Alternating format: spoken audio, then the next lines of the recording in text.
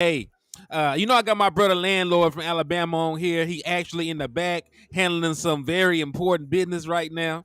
Uh, but I just wanted to make sure to go live before y'all came out here and said we on Color People Time. So, y'all know what it is. It's Dallas Cowboys Convos, and we got a lot of stuff to discuss today, man. So you over there in the liquor store, salute to y'all folks for tapping in with us. If you're over there in the trap, man, salute to y'all folks for tapping in with us, man. We're going to give y'all about an hour of some premium Dallas Cowboys content. We're going to rock out. And, hey, we got a lot of stuff to talk about. Tyron Smith back on the injury list, unfortunately. Dak Prescott, had a phenomenal presser, right, where he discussed his thoughts and mindset going into this game and how he's feeling after the bye. We also got some numbers about Michael Gallup that ain't too great, right? So we're going to have a conversation about Michael Gallup. We're going to have to talk about some of the things that Dak said. We're going to have to talk about what the hell is going on with Tyron Smith and his injury, or we're going to have to change our offensive lineup again, right? So we got some major things to discuss, man. But on your way into the liquor store and on your way into the trap, there are a couple things that we need all y'all to do for us, man, to help us on our platforms. First and foremost, when you slide in over here, make sure you hit that like button. The likes on these pages goes a very, very, very long way, right? The more likes we get on these videos, the more these platforms will push it and promote it and get it in front of viewers. So if you got love for your boy Henny, you got love for your boy Landlord from Alabama, hit the like button. Ain't gonna cost you a red cent, and it goes a long way in improving the content and spreading awareness about what we got going on. So if you got love for us, man, just make sure you hit that like button. First thing in. After that, turn right back around, and I need you to hit that share button. And in the liquor store, we are practicing manifestation. We're trying to manifest a 6th championship for the Dallas Cowboys. And with all of the craziness and Jerry Jones being stubborn and everything else going on in the world, we need all of the positive energy and good vibes that we can get. So make sure you share the content 6 times. If you drop emojis, drop 6 of them things. And we're going to be rocking out, man. So help us manifest that 6th championship over here in the liquor store and over here in the trap, because it's well overdue, man. We all are ready for that 6th title. Hey, Oscar Westbrook, what's up with you? Miss Regina Green with the green, what's up with you? Bruce got the toxic juice. You got us the poet, what's up with you? My boy Kelvin Hicks, Joe China, Keystone, Kelvin Hicks, Justin Kitchen with the 6 championship trophies, helping us practice manifestation. April Barnes, JB2, Raymond Salas, my boy Desmond Ironman, aka Tony Stark, in the building with us, man. What's up with y'all good people? Yeah, just like that, you guys. Thank you for the love. I see the 6 championship trophies we trying to manifest over here. Hey, I see my boy Oscar with the 6 flexing emojis, man. Because, we got a flex on the Rams coming up this week, man. So y'all done hit that like button already. Y'all done hit that share button. Now, I think Landlord is available at this point. He finished all of his technical difficulties, and we're going to bring him on to center stage so he can rock out and show some love. How you feeling tonight, man? What's happening, man? You already know how I'm living, like righteous. You know what I'm saying? You already know. Landlord came in line. It's going to be a long show. Come on now. Wait a minute, here. Wait a minute. You can't go full Hennessy, all right? Don't go full Hennessy, all right? I'm living righteous just like the next man. You know what I'm saying? God ain't tell you that. Man. I am the slightly the nefarious one. Bruce got to talk to. His handle on Twitter is the nefarious one. Listen. If his handle was a little nefarious, that'd be different. His shit says the nefarious one. Like, nobody else is more nefarious than this. Dude, what I want y'all to know though. If you've been following me for a while, y'all know it's not the real meaning of the word. It is a troll, okay? I'm trolling. So it's a running joke. So don't take. I'm not nefarious for real, per se. Trolls are definitely nefarious. They live in the bridges. I'm just saying. It's not the real meaning of the word, okay? But how y'all good people doing today? Man, they doing good, man. You know, they with us, man. We rocking. Yo, what's up with your Pyrex kid? He said, what's good, Henny? Keep bringing the real to the streets and peeps. I appreciate what you boys do. What's up, landlord? You got to start bringing the trap drops to the liquor store. Hey, we going to get that set up one day, man. We going to have it for y'all, man. We got y'all. Yes, indeed. So, man, while you was in the back, man, I was telling them boys to hit that like button. I was telling them to hit that share button.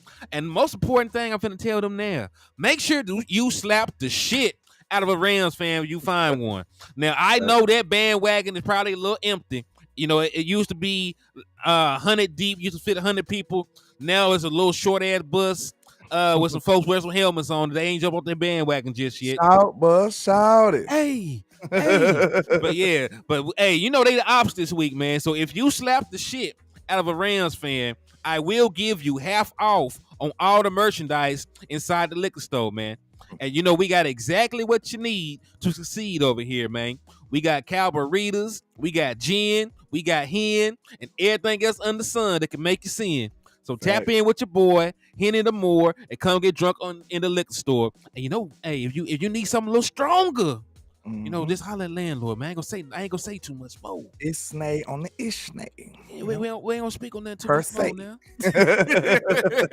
You know what I'm saying? We speaking codes over here in the trap. You understand? Got to. And hey, y'all done hit the like, you done hit the share. My boy Neil said he slapped up all 3 Rams fans before he checked in. So hey, he got y'all covered. He got the whole fan base covered. That's listen, landlord was just out in LA. He did not see a single Rams fan. Hey, y'all seen me trolling them. I posted it. They had way more Cowboy merch than they had anybody else merch on there. So yeah, we ain't letting them get away with it, man. We know who America's team is. We run LA. The Cowboys run LA. Facts on top of facts. So hey, they didn't hit the likes, they didn't hit the share. My boy Neil done slapped the only Rams fans in existence. And so now, hey, we know we're still doing raffles and everything else over here in the liquor store and in the trap. On my end, we are still raffling away 3 separate prizes. It's $5 per raffle entry, and we'll be raffling away a copy of Madden 24 with the fraudulent Josh Allen on the cover. We'll also be raffling away a Dallas Cowboy jersey of the winner's choice, and we will also be raffling away a Dallas Cowboys bobblehead. So if any of this interests you, tickles your fancy, or if you just want to support the liquor store, what you can do is hit the Cash App at the bottom left-hand corner. It's $ Hennythemoor. Or, you know, you can send $5 through a super chat or a super sticker because thank God we are monetized now on this page. So that's what the raffle is. We're doing a raffle until November the 1st. And then on November the 2nd, we will be doing the drawing for the 3 winners. And Lan, what you over there raffling? I ain't raffling right now, but you know, I'm doing little promotions. Like if you I said if you get like a membership that's higher than what the trap, if you get the Trap Balls membership, I'm gonna get you a hat. I'm gonna start getting the hats away, and or the Trap Lord, that's the highest one. It's only $20, the highest one. But the one before that, I'm gonna get y'all a hat from now on until, you know, I run out of hats. Or a t-shirt. I got a couple of Slam Williams t-shirts, Big Mike Soprano t-shirts that I'm gonna give away to the people who, you know, help participate in the movement, man. But I appreciate all the love and support.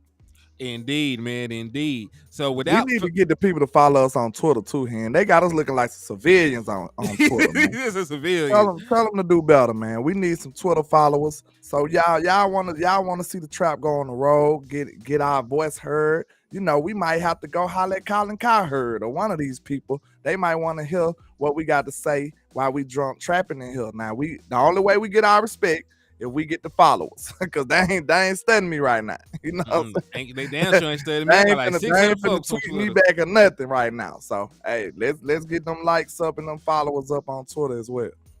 Hey, salute to my boy Bull Houston for the $5 Cash App. He said he F with us, man, and that's love, man. We F with you too for showing love and support. And my boy, they got you a raffle entry. So hey, make sure on my side too with the $5 Cash App, man. We appreciate you, sir. Salute, my brother. And hey, make sure you spin the block because you got a raffle entry now. So November the 2nd, make sure you tap in for the raffle show. See if you won anything, man. Let's do it. All right, so where do you want to start, man? Because I know I got it in order. You know, we can either watch Dak Prescott's interview first and then talk about that. We can talk about the Tyron Smith injury. We can talk about Michael Gallup not galloping. Which one do you want to start it? Definitely not the Michael Gallup one. You know, that's pretty sad to me. So let's talk about Dak Prescott. You know, who better to start than four? All right, so let's do it. So I'm not going to even paraphrase what this man said. I ain't going to put words in his mouth and none of the other stuff. Because in America, the Dallas Cowboys are so rich, they do not flag you when you play their interviews. Like they are so rich, they don't entice them now. Like they don't even need. Don't get them started. I'm just saying. So you know, like I done did it 100,000 times at this point. Knock on wood, landlord. You somewhere around wood. Let me knock on some wood. Like they have not done it yet. So we're gonna hear from the horse's mouth what the hell Dak Prescott got going on, what he got to say, and how he's feeling, and then we're going to pick his brain and see what he really trying to say. Because you know they be talking in code, talking in pig Latin, and everything else, other than just tell the whole truth sometimes. So let's see. Trivia question: Who brand that hat is right now? Who remember who brand that is? Who really tapped into the nation? Who had that? Who made the lineman lead the way hat? Because I know. Do you know? Let's see. I don't think they know. Okay, let's go. Put them on game then, man. Avante Collins. He ain't even playing no more. He ain't even over here no more, and that's his brand. Hey, listen. Like Dak Prescott, if you cool with him, he will promote your stuff. Cause True Brand was the Nucci's. True Brand was Ben DiNucci's.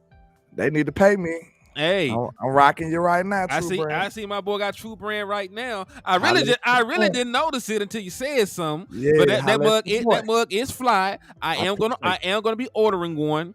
Yes, they in stock. Oh, that's all I need to know. Hey, you gotta say don't jinx it. Yeah, let me go ahead and play the video before they take it down midstream. Facts. System a little more. Does that make any sense? Yeah, I get what you're saying.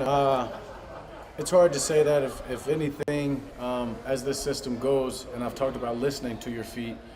I've talked about, the first hitch, second hitch. A lot of times you get to that third hitch, that's what that means is go create. And we've put a lot into this offense, into the protections, as the way the guys, the block, the way their calls are.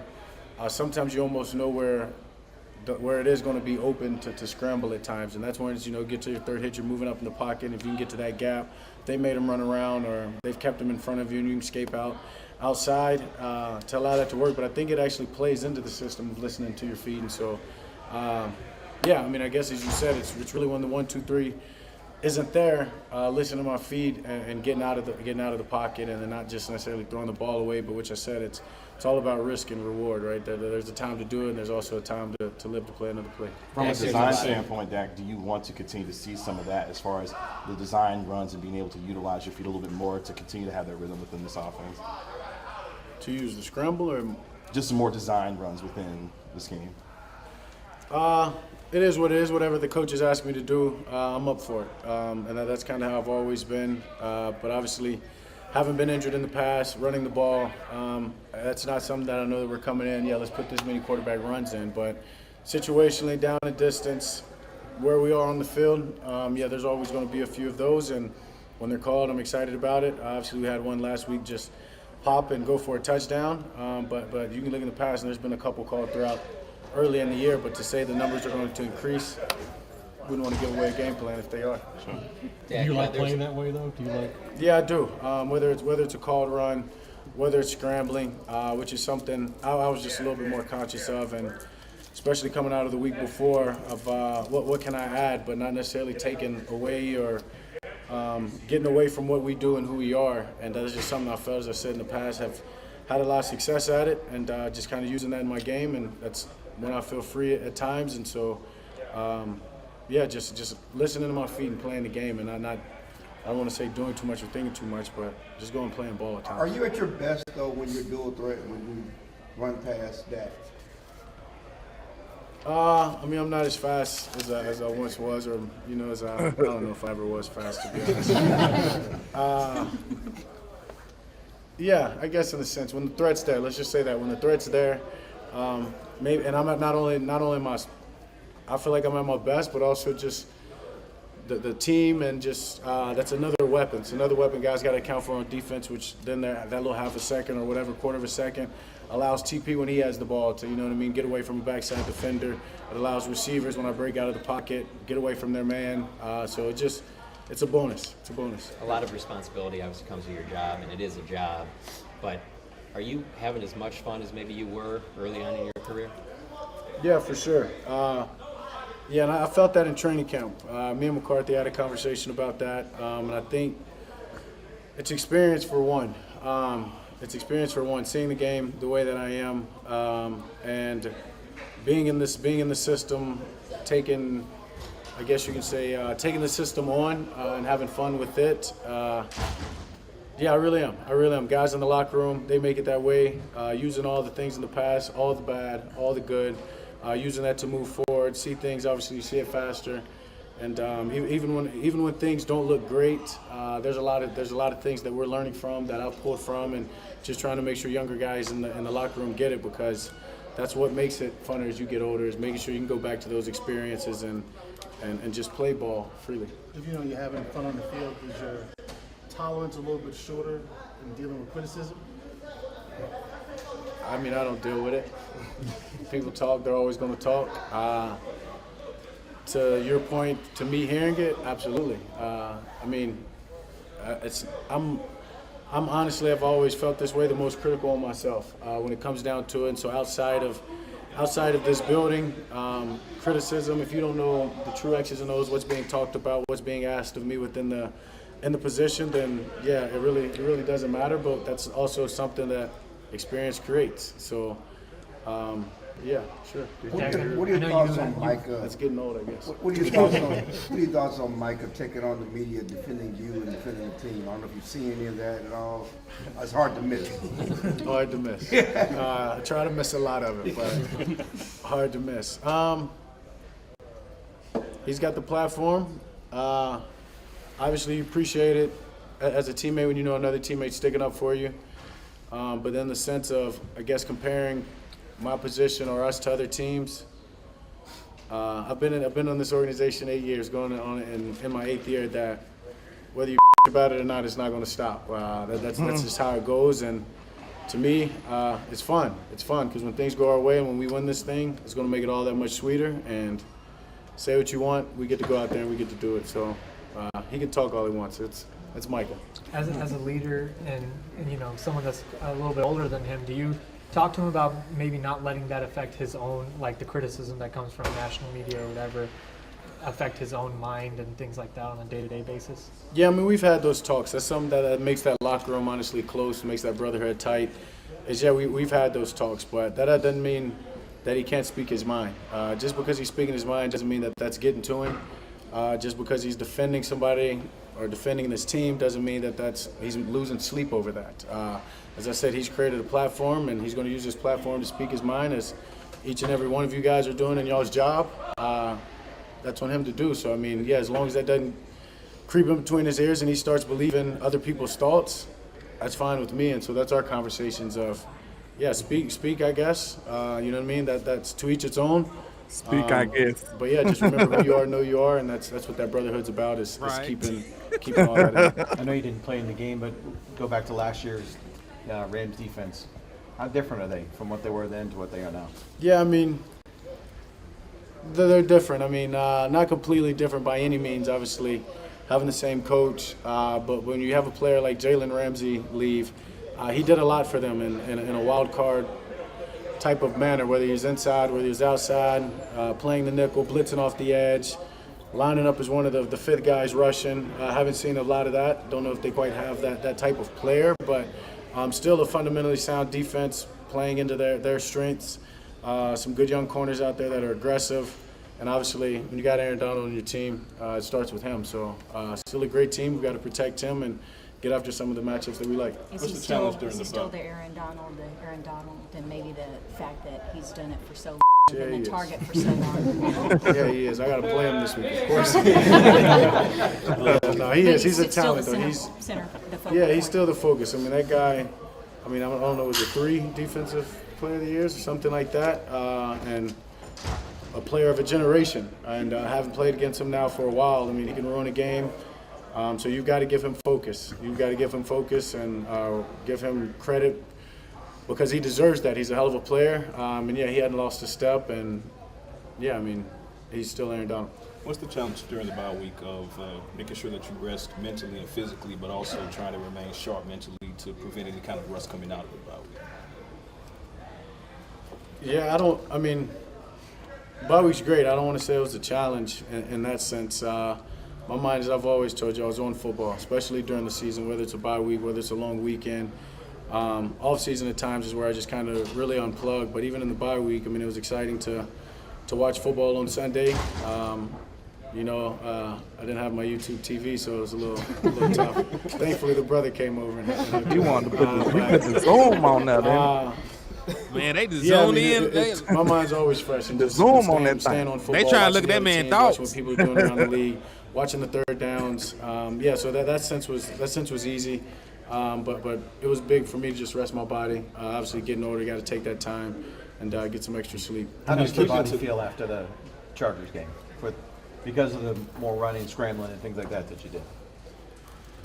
Sore, but a good sore, I can say. There's been a few games in the past where I've came out of and I said I'm not enough sore, and I don't know if that's lack of what I was offering or doing in those particular games or what it may have been, but that's part of football. It's how I've grown up playing this game. Not to say, hell yeah, let's get hit every play. Absolutely not. But that's a part of who I am naturally, is being physical, getting out of the pocket, and so just having that part, bringing that back, was huge. It was fun, and so it wasn't too bad the next 2 days. It was validated too, right? I mean, you played your best game. A win, yeah, we win. I'm all for it. We can be as sore as I need to be. In watching the games that you watched this past weekend, obviously you saw the Lions suffer a loss. 49ers hit a rough patch. You guys actually gained some ground in the bye week in the NFC. How critical is it for you guys to come out in this second trimester and get hot going around?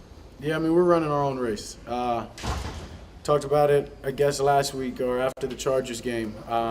This is about us running our own race. Right now, we're not looking at anybody else. We're not going to start looking at anybody else as we get in the latter part of the year, and those things are tighter, I guess you can say. We're going to worry about being the best versions of ourselves, the best Dallas Cowboy football team that we can put on the field every Sunday. So right now it's about being better than we were against the Chargers, and simple as that. We know what this league's about. We know how tough it is, giving credit to the Rams, our opponent, and understanding outside of our game this Sunday, there's matchups that if you could predict on paper, we'd be playing the Super Bowl right now, and none of this would matter. So, we're just going to run our own race and lock in on who we are. CD just said that the best of MG is yet to come, and you obviously still show so much trust in him. Can you talk about the encouragement you've given him and kind of rallying around him after? And you heard that, game against Chargers. Yeah, I mean, it was a tough game. Yet to come. Week before that, I had a very tough game. We all had a tough game. Everybody can probably find some times and points in their career where things were a lot tougher than they anticipated and could ever imagine. And it was a tough one for him, but the type of guy that man is and the way that he'll respond, I have no doubt that, as just as CD said, his best games are ahead of him, starting this Sunday and just moving forward. And sometimes that's good for you. And not to say that, he needed that, not by any means, but this brotherhood is locked arms and making sure that he understands that we have nothing but confidence in him and expect him to come out and make the plays that he's going to make. All right, man. So that was Dak Let It Rain Prescott coming out there talking his talk, saying what he had to say. Landlord, I'm going to start with you, man. What are some things that you took away from what he said? One is it kind of gave me a little, pat. I had to pat myself on the back because one of them he said is exactly how I diagnosed him. He said being physical is a part of him. That's who he is. So if that's who he is, that's a real major factor in the feel that he have for the game and how he feel and how he want to play. We need to make sure we incorporate that. Like, I know it seems dangerous and all of that stuff, but hey, he got hurt on not scrambling before. So, I mean, come on, like, we got to put that part in him. Him scrambling and being physical. That Dak Prescott you see to put a shoulder in somebody and flex, That's who he is. That's the man he is. When you take that away from him, he's not his full self no more. And he need that. If anything, I think Mike McCarthy need to start doing that in the beginning of the game. In the beginning of the game, get Dak a little run. You know what I'm saying? The first red zone attempt, get Dak a little run. Let him feel somebody. Put that shoulder into somebody and it get his blood flowing. Dak, like I told you, he more of a football player at times than he is a quarterback sometimes. That's just who he is. A football guy, he want to be tough. He want to show you he big and physical at times. So we might just need to incorporate that into his game, man. And listen, I'm gonna pick it back on what you said. He said he think he's at his best when he's able to run the football. Like he said that. Like, yeah, I think I'm at my best when we run the football. He said he think the team is at his best when he runs the football. And the record say so too. Record says so as well. And listen, we did not pay Dak Prescott solely on his arm. No, we didn't. We did not. When Dak Prescott came up and got paid, we paid him right after the 2020 season. Right? We paid him right after the 2020 season. This man had 22 rushing touchdowns when we paid him. Like, we did not pay Dak Prescott because he was Aaron Rodgers. We paid him because he was a dual threat quarterback, nice enough arm, make plays out of structure, right? That's what he does, and that's what he does at a very high level. And we saw that, this last game. Run game wasn't working. Some of the things that we drew up schematically weren't working, and Dak Prescott put on his Superman cape and made some plays for you by extending it, climbing the pocket, running for first downs, ran for a touchdown, led you in rushing. So we seen what Dak Prescott can do when you allow him to be that way. And listen, I'm really trying to see why this has not been more of a thing recently. And real quick, shout out to your boy, the wordologist. He said, "Free Rico, free Luke. They is not locked up. They is just in a recession." Shout out to the wordologist, man. I appreciate you, sir. Indeed, but I want to know, because Mike McCarthy said that the scramble drill and Dak doing that is part of the offense after the initial 2.3 seconds. Mm-hmm. So I'm trying to see why it hasn't been more of a part of it. And granted, he has ran a little bit more this year, earlier in the year, right? He ran for some key first downs earlier in the year. He ran for a big first down against the Jets that kept the first scoring drive alive. He had a big run against the Cardinals. So he has ran a little bit more this season, but I still don't think it's been enough. True. It's definitely need. Like I said, in a game, my over and under for Dak Prescott actually having rushing attempts, I would at least have him in like 5 rushing attempts. Okay, maybe not if he actually run the ball, even if it's a read option. You know what I'm saying? I would definitely have him as a threat to run the ball at least 5 times a game. And I try to use most of those in the red zone. Know what I'm saying? So I think that's the most effective way you use them, man. And it's common sense. He always been like that. He always been a dual threat kind of quarterback. He always been an aggressive runner. That might be what they was trying to save him from, because he is kind of reckless when he runs. And we seen that in the Jets game. Like, slide, Dak, slide. But he went shoulder straight to the man's chest. I really thought he was finna run dude over and get to the end zone. Because it's not. Hey, Dak is a big dude, especially when he gets into motion. Dak is a maniac, bro. I'm gonna tell you that. Like, once I seen him, man, this man whole leg went together, and he just picked it up and try to smash it back together. That's a tough dude right there, man. So don't never question his toughness. Like, he wasn't even phased by it yet. Like, he's sitting up there just like, hey, what is this? Why my leg look like that? He done just grabbed it and just... It's the shot. Like, he didn't know what was going on yet, and he still was just a warrior, man. So, hey, that's the mentality that he got. You can tell he's built like that. So, I would do things to tap into that side of Dak Prescott. I think that makes him a better quarterback. That makes him more complete. All right. We're going to get back to the Dak Prescott talk, but I do want to touch on this real quick. The Derrick Henry stuff. He said the run game would work with Derrick Henry. I I don't know if you've seen this, but there is a rumor that the Dallas Cowboys are a dark horse for Derrick Henry. I'm not sure about the validity of it. It's just something that I seen recently on in the Twitter world. They got somebody name attached to it, so they're trying to say there's some, there's some validity to it. I don't really know, but what would be your thoughts if I don't that think did that's happen? impossible. Derrick Henry he's in reach. So that's why I would say it probably do got a little validity. It ain't nobody that we got to spend a lot on. You know what I'm saying? And I'm gonna also add this for context. They said it would be possible if the Titans were willing to eat some of his money, a la Brandon Cooks, and that's why I even brought it up, because that sounds like some Dallas Cowboys shit. I was just about to say that sounds doable in our realm that the Cowboys live in. Like, that's how we want to do business. We're not gonna go for the top tier, top of the mountain peak, trade your whole house in player. We're not trying to get him. We trying to get his little brother. You know what I'm saying? We trying to go we're trying to get his cousin. Like, the brother might be too expensive too. They in the same house. Yeah. So they not going fishing after the big fish. They trying to get, the little goldfish or something. You know what I'm saying? Tyron Smith said the Titans said they ain't gonna do it. We'll see. Like I said, I've seen varying reports. I've seen some reports said that they're not going to move Derrick Henry. I've seen some reports say the Titans say everybody is for sale. So I have too. Denver got everybody for sale. So yeah, it just depends. Like you said, like these people, and especially around this time when people know the trade deadline is closing in, like reports are flying. Hey, salute to my boy Neil for the $5 super. He said, I need Hollywood to come through and pay royalties to landlord for the movie they named Nefarious. I tried to watch that. It was crazy. Then they gonna make a bad movie named Nefarious. Man, it was not listen.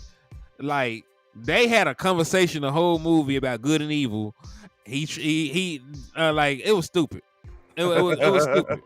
You know what I'm saying? It was a horror movie without horror. Yeah. Shout out to my members flying in the building, man. You got us the poet. DC for Life, Texas. Who else? And my boy Common Sense Lab, man. But shout out to everybody that's rocking with your boy, man. Salute to all y'all good people for showing love to the trap and the liquor store, man. We rocking, man. And hey, there's 69 folks in here right now, man. Y'all nasty as a motherfucker. But thank y'all for sliding in, showing love and supporting us. On the way in, make sure y'all hit them likes and shares, and that y'all find the one remaining Rams fan in America and you slap the shit out of him. Yeah, I'm living righteous, so I don't get that joke. No, it sounded like it was something that was funny. It sounded funny, so I think I get it. Why are you lying to everybody? You just lied to 69 people. I'm just saying, bro. You know what I'm saying? I'm living righteous over here. But let's get back to the other normal news. You know what I'm saying? He ain't want to be nasty. It ain't even the weekend yet, sir. Sir, it's not even the weekend yet. It's always the weekend, sir. when you're grown, it's on. It's the weekend. Hey, the liquor store hit different at nighttime. See, I ain't used to being outside at night. That's what it is, y'all. I be usually at work, so I don't know how to act when I'm outside at night. Look like, it's crazy out here. Hey, what's up with your Choctaw? I see you, my boy. Damn Dizzle, what's the word, my boy? Shout out to them members, Choctaw Montana in the building. But hey, man, so another thing that stood out to me about what my boy Dak Prescott and what he said about they asked him about the Michael Parsons stuff. Yeah, he said, man, I've been here 8 years. It doesn't matter if you bitch about it or not. They gonna talk shit. And he said it's fun to him. He said when we get it done, it's gonna be so much sweet. Hey, I like how he was kind of unsure, because Dak, I could tell Dak ain't a big fan of that talking either. I could tell. You can't hide body language. You can't hide the energy. Dak don't like that shit. I'm gonna just be real. Dak don't like that shit. I'm gonna tell y'all the truth. He don't like that shit. But he had to cover it up and be like, well, that's Micah. You see how he said that's just Micah. Like, that's not something he's pleased with either. So he would prefer. I guarantee you, if you ask every single player on this team, would they prefer Micah to be quiet? I bet you they'd be like, yeah, we want Micah to hush up. So, but it is what it is. salute to the wordologist over there. Dropped another 5-piece. He said if Tyron is out and the running game is better with Chuma like it was before, should we just let Tyron sit? Same scenario with Evans and LVE. So if Evans get in and he is a better run supporter and overall linebacker than LVE, even when he comes back from injury, you would leave him in. Y'all know I don't even like LVE like that. So I would say yes. You cutting too deep right now, sir. Good grief. He said, sit Ty. Oof. Chuma did have that thing rocking a little bit, didn't he? When he was at guard. I want to also throw that out there. Yeah, it was at guard, though. When he was at guard, if they just want to say, hey, the Tyler Smith era at left tackle is now, and move him there. If Tyron Smith is unable to go, listen, at the end of the day, your offensive line is still better with Tyron Smith. I just think the only thing that's messing it up is there's no, and in the words of Mike McCarthy, his favorite word has been continuity. Right? He said continuity is his favorite word. He throws it out there. Well, if he doesn't play, right, that means that that this offensive line that we want to see has only played 2 games together. This was only going to be the third game. Like the hope for the offensive line was it to get better, week to week to week to week. That's a good transition too. Bringing up Tyron, because we got to talk about his injury. Yep, and I'm gonna go ahead and pull up the graphic. So he is the only dude on the damn me injury report. Ain't that some shit? You had a perfect ass injury report. So Wanye came off. He was a full participant. Wanye finna play. Wanye finna go crazy. Wanye finna have a sack, pick, fumble. Facts. Merch coming soon. Sack, pick, fumble. Shameless plug. Pick, fumble. Shameless plug. I'm trying to work on the merch, y'all. I hope y'all like it, man. I've been doing a lot of work and behind the scenes, putting in a lot of work, man. So I hope y'all like it when I get to launch it. Indeed, man. Hey, so right here, this man got a neck injury. So he was limited. My neck and my back. I mean, really, with Tyron Smith, you ain't bullshit. That's him, and neck and my back. That's Tyron. So they say he got a stinger. To add more context, they say he has a neck stinger. And, do I know if he's going to play or not? I ain't no telling with Tyron Smith. We have better looks predicting lottery numbers than predicting the overall health of Tyron Smith. Because last time they said he was going to be good. And then he went from a game time decision to not playing, and then he was a complete out the week after that. After being a game time decision, they said he was close to playing. So they ain't no. Then he didn't play. Didn't play at all, but he was dressed though. So what the hell that's gonna do for me? Thanks a lot, Tyron. You're clean in your uniform, sir. Clean as hell on the sideline. Not helping me at all. Thanks a lot for nothing that day. Wow. But I hate it for Tyron, though, man. I was one of them people that was saying, man, I didn't want to live in a world that I didn't see Tyron Smith play left tackle again. I didn't want to live in that world. And you're still living. Hey, listen, you're still living in that world. You just paying them now. But we seen him do it a little bit. It wasn't the best. That man played like 2 games. Hold on, how many games Tyron Smith done played this season? Don't be like that, Hen. Don't be this way. Hold on, let me see. Don't do it. Don't you do it. Let me pull up. That's a Hall of Fame. That's a gold jacket you talking about now. Man, watch yes. yourself. Tread lightly now, sir. He might as well already be in Canton because that boy don't get on the field. You skating on thin ice, sir. Shit, yeah, he's skating on thin ice. Hey, hold on. My boy Neil hit you with a 5-piece on the other end, man. He said Tywin tweaked his neck playing Xbox. Chill out, man. Relax. Man. Yeah, I'm gonna need you to go slap some people. Don't talk about Tyron now. Leave Tyron be. That man is a gold jacket. His jacket gonna be about the color of my shirt, a little lighter though. He's gonna have a gold jacket on. Tyron Smith injured his medulla oblongata picking up his gold jacket. Don't do that, man. I'm just saying. Don't behave that way. That man was texting too hard and end up on the damn injury report. I might as well. I'm supposed to have an animated halo over my head. I told you I was living righteous.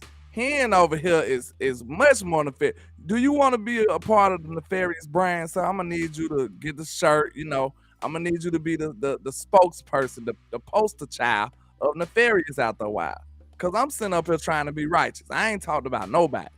You up here just Man. doing the most, man. Tyron Smith, hold on. Tyron Smith is the only player in NFL history to get an injury from airborne contact.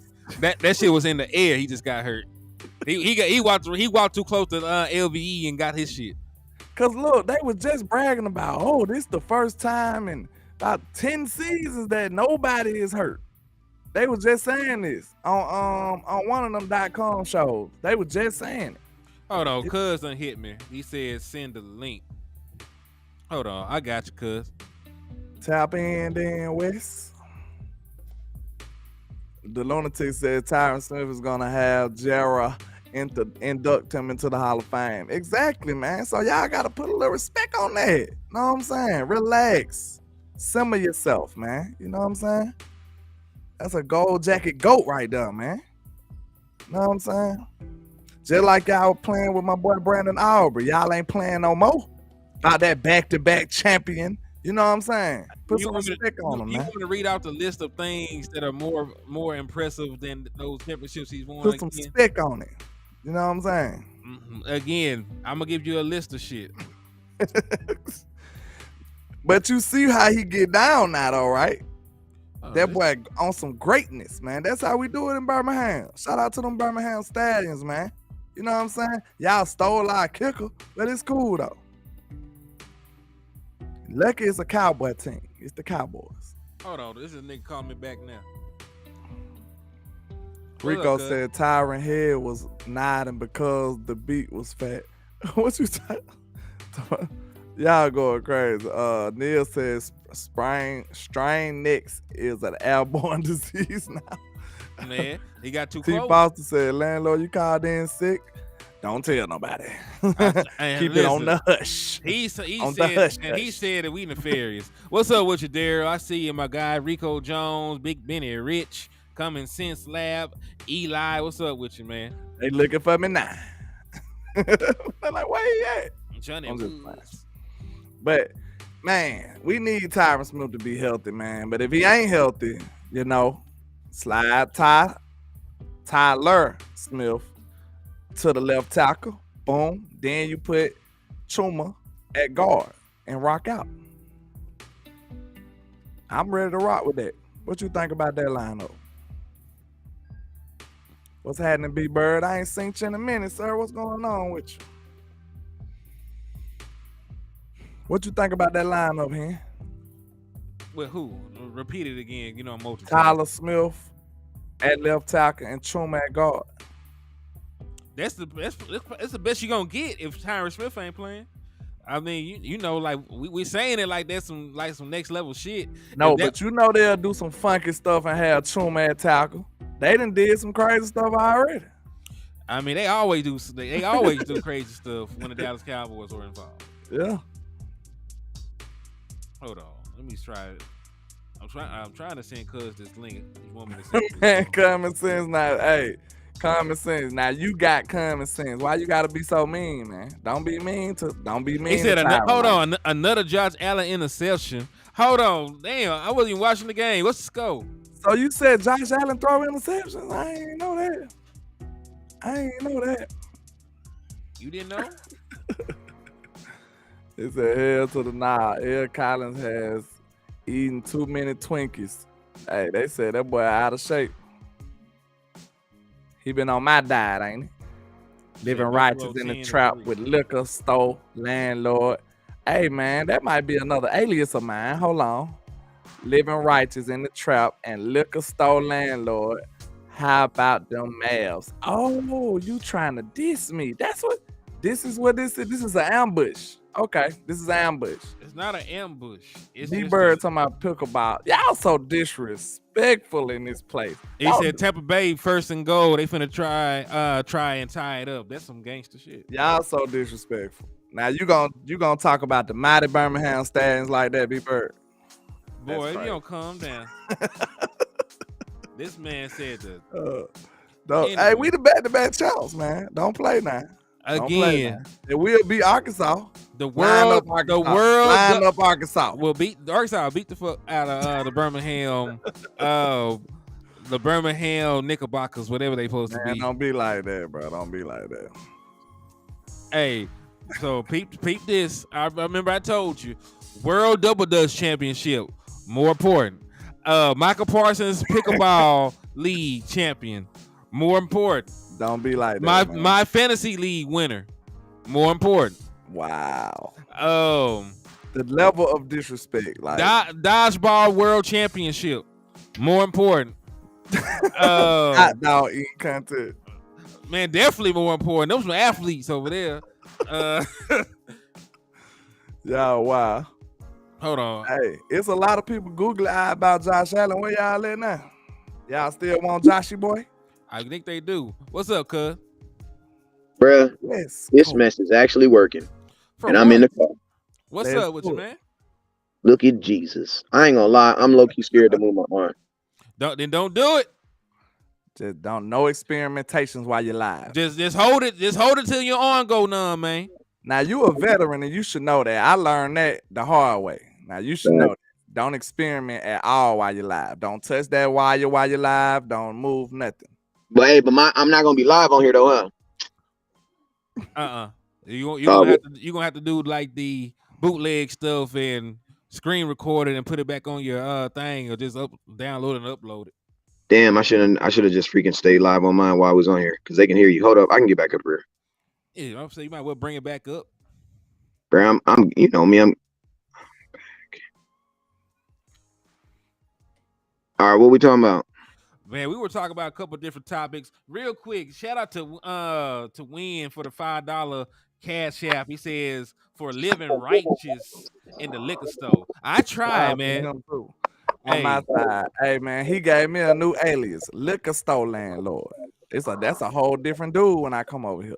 You know what I'm saying? Liquor store landlord. You understand? I'm gonna tell you legally that might infringe on copyright infringement of one individual. So what we're gonna do is we're gonna have his lawyer contact your lawyer. We can all make sure this is beneficial for everybody to win. You understand? That lawyer talk for real. Yeah, you put the hands together. Hey, you heard what Nipsey said. Nipsey said, "Hey man, we ain't gonna argue. I'm gonna just have my lawyer call your lawyer, and we figure it out." We'll figure it out. We'll say between the four of us. Yeah, indeed. But we were talking about a couple of different things. The one thing we just were talking about when you were coming on was the Tyron Smith injury popping up. Allegedly has a neck stinger. Status is up in the air again. So what are your thoughts about the Tyron Smith injury, and what would you do if he is not able to play?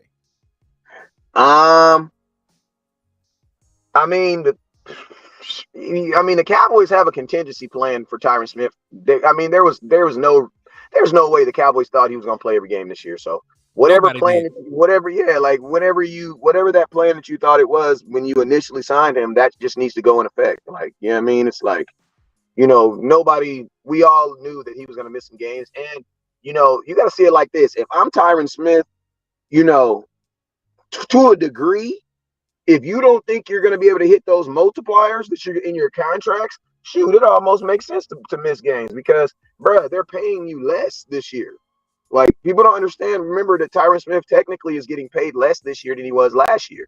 You know what I'm saying? Mm-hmm. So if you don't think you can realistically hit those, and I know people be trying to act like, man, people get all mad when I start talking about that mucho, but it is what it is. It's part of the world we living in, man. Yeah, exactly, bro. But if I don't think that I'm going, it's like if you were a salesman, right? And you got, it's like 4 days at the end. And if you still, hey, my bad. Hey, listen to me. If you have my cell phone number, don't call me when I'm live. Come on now. Yes, you see West Coast Live. Yes, it's really the real West Coast. Yes, that's really my cell phone number. Don't call me when I'm live, okay? Now I didn't mess up my whole chain of thought. What the hell was I talking about? I have no idea. I think you were talking about like the money aspect of Tyron. Oh yeah, to wrap it up. If you a salesman, right?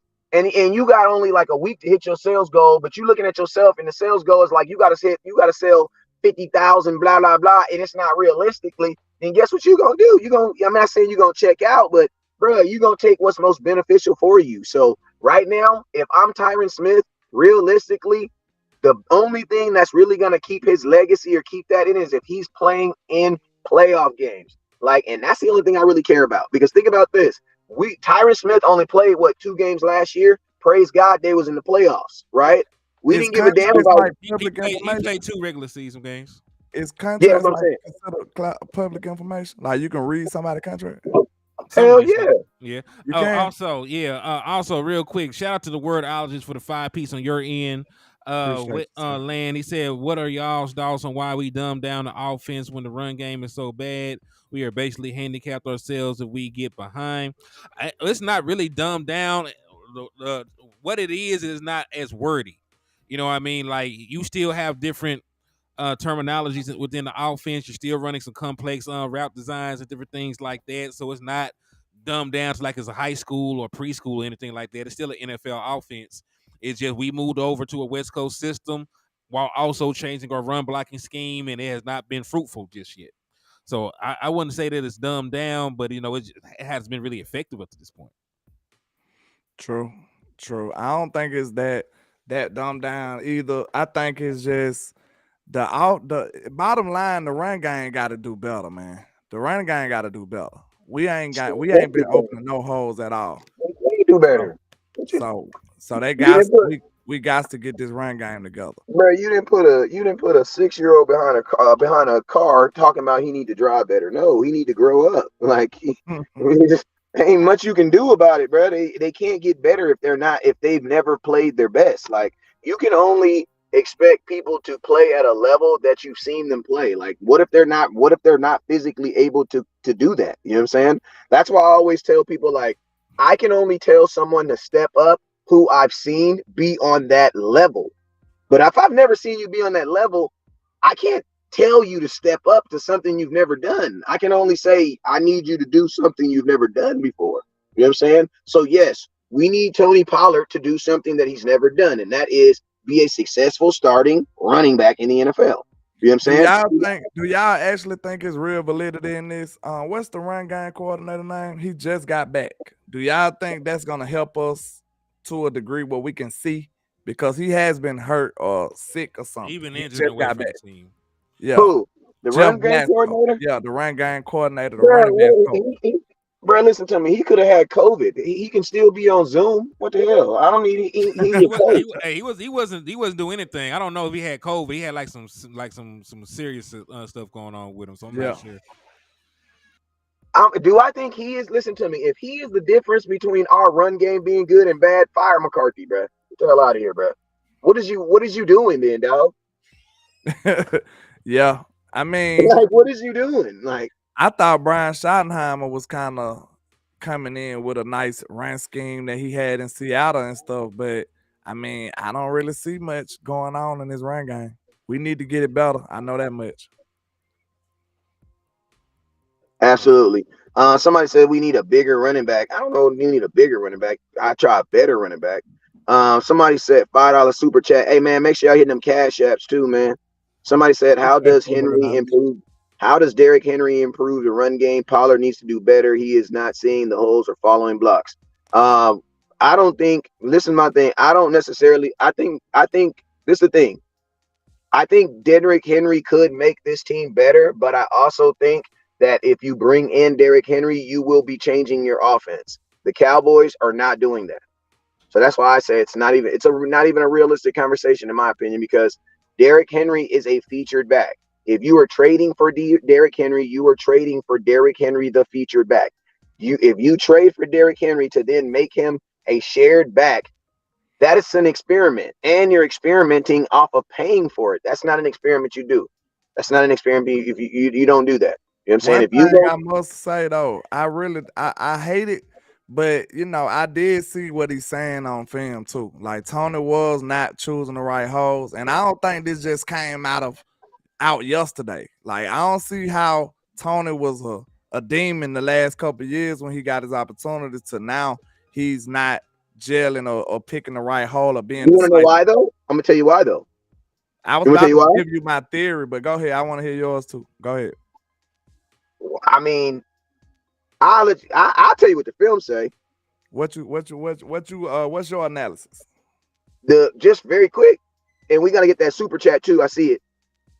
Realistically, Tony Pollard is doing the same thing that he always does. The only difference is, and what people fail to realize is this: when Zeke was there was a 50-50 shot on what Tony Pollard was doing.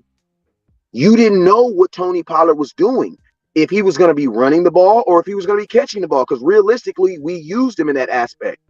When you are the starting running back on 1st and 10, your ass is getting the ball, bruh. Yeah. Like, that's Madden football. You're getting the football. That is a good aspect. So, and think about this. Think about this. Tony Pollard's also, if you notice, there's a lot of times of him just getting stopped in the backfield. Right? You're not even getting past the offensive line. Yeah. All right. So, hey, let me throw this out there for for context, because I know a lot of people said the offensive line last year. Your offensive line run block win rate was 73%. It was 7 in the NFL. This year, your team's run block win rate is 72. So it's not like you're same thing. Huh? It's not like your run block win rate is taking a step back. You're still winning up front about as often as you did last year.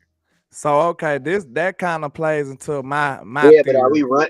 But I would say that we're probably not running nearly. Are we run? Because how many times are we running a game though? Also, because if we're not running as much, then those percentages, it's easier to hit a target when there's less opportunities. You know what I'm saying? Like if there's only 10 targets and you miss one, you automatically get a 90. You know what I'm saying?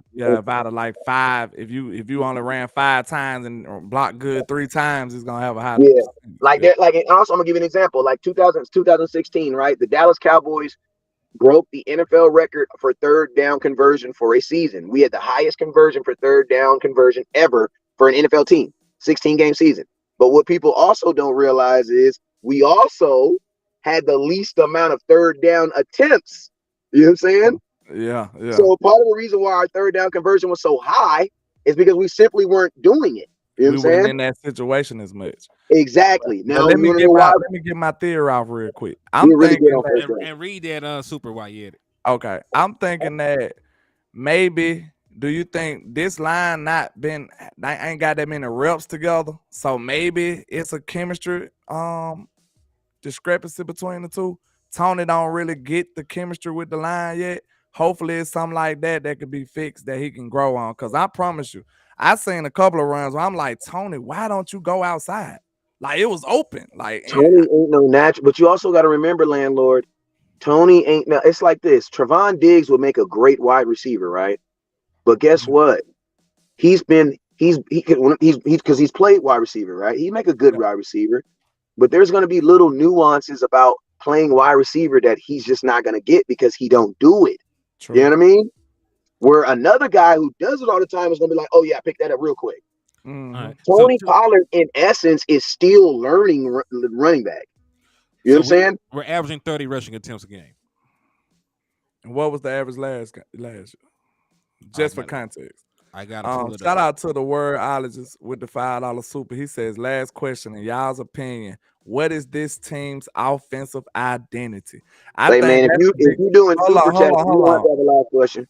Yeah, he been asking a lot and we appreciate him over here. I know, that's why I said keep super chatting. You ain't gotta have no last question. Yeah, but what he said, the offensive identity, sir, that's one of our biggest flaws right now. I think we don't know. That's why the offense be up and down. But I think it probably settled into being just a normal West Coast type offense where they doing the short passes and stuff. And I want them to completely get rid of the draw run though. I don't like that draw run. I don't like that. So I mean, you don't like it because it's not successful. Real quick. Yeah. For the context, not for us. For the context, we're averaging 30 rushing attempts a game this year. We averaged 31 last year. It's not much difference. Oh, it's basically the same. So that's what I'm saying. Hopefully my theory is right that it's a chemistry issue.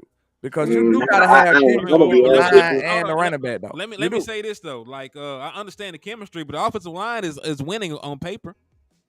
I'm talking about the chemistry between Tony and the line too. That's another aspect of chemistry. He got to be able to predict how this person gonna block. It's little nuances in that. See, this is the this the thing though, I man. will Like say it is a when new you run running scheme, through a isn't it? hole, there is no. Listen to me. When you're running, It is a new I'm run. gonna tell you this right here. First off, Tony isn't picking the wrong hole because I've Tony's not seen him picking. do it though, but Listen to me. Yeah.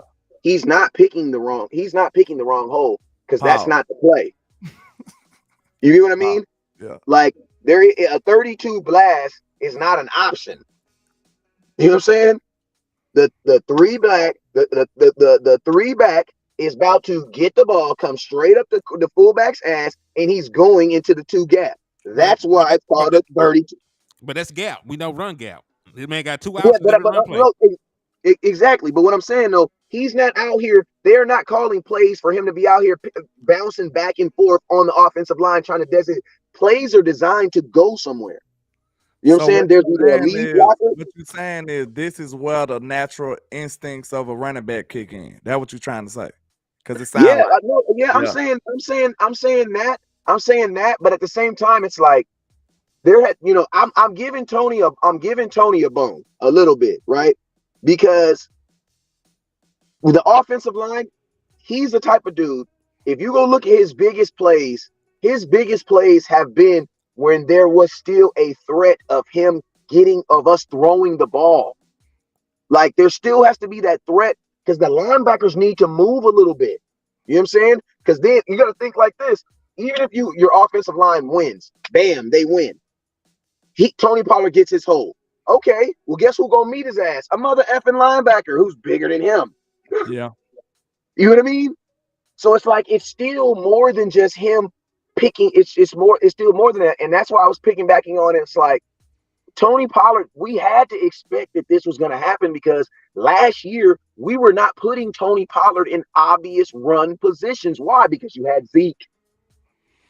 Yeah, I said this earlier in my show, so I'm on the same page, which I said, like, even though these the same players, them being in different roles is a big difference. It is. Right. Like, even though this is the same Jake Ferguson from last year, but now this is tight end number 1 Jake Ferguson from last year. Now this is number 1 running back Tony Pollard. Like, that's 2 different people. You know what I'm saying? We asking them to do 2 different things. I put it into layman's term. I said, hey, just imagine if you used to doing your job and then tomorrow you go there and you got a new job description. Like, that's different. You got to do different stuff. You know what I'm saying?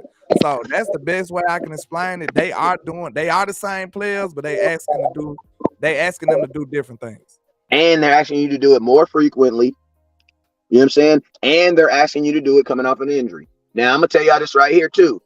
You know, I'm not gonna let y'all Michael Gallup, Tony Pollard. You know what I'm saying? And that is this. And that is this, because I did it myself too. Every year, every time I got mad at Michael Gallup, I told myself to remind myself the fact that he even out there on the field is a up.